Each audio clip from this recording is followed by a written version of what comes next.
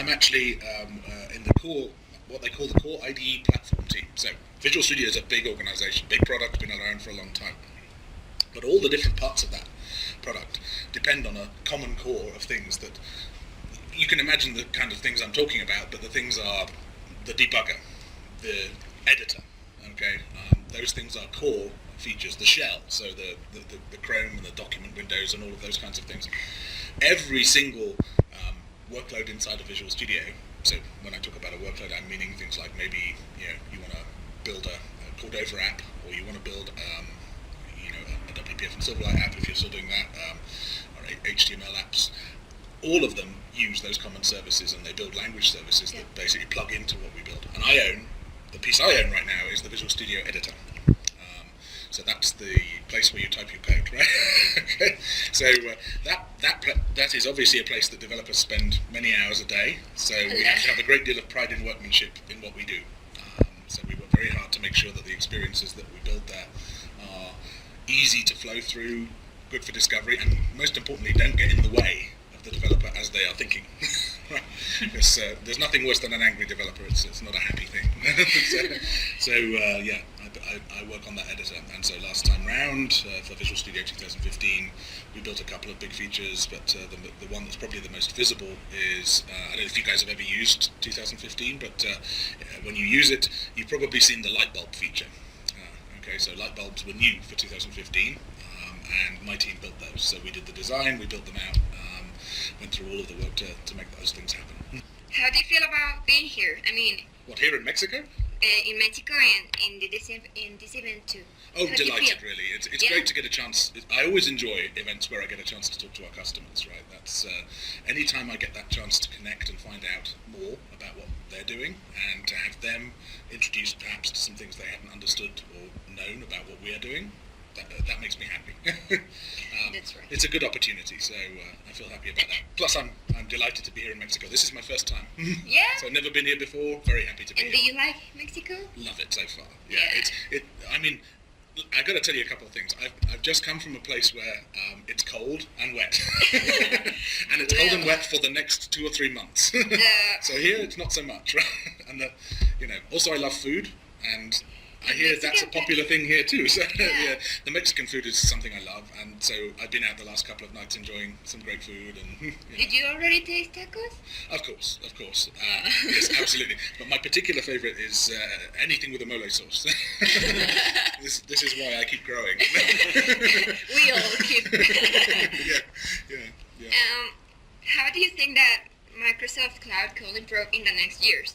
Gosh, I mean, you're seeing all kinds of trends here, but I mean, I think one of the things that you're seeing out of Microsoft as a whole is that we are appealing across multiple device platforms now. So, and that's an increasing trend.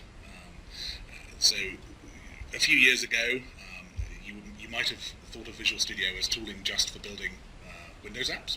Okay, now it's not possible to think that because we now have tooling for addressing iOS, Android, as well as Windows, and a wide variety of different techniques to do that. So you can choose, if you're a .NET developer and you want to leverage your skills now across to other platforms, you can do it with Xamarin.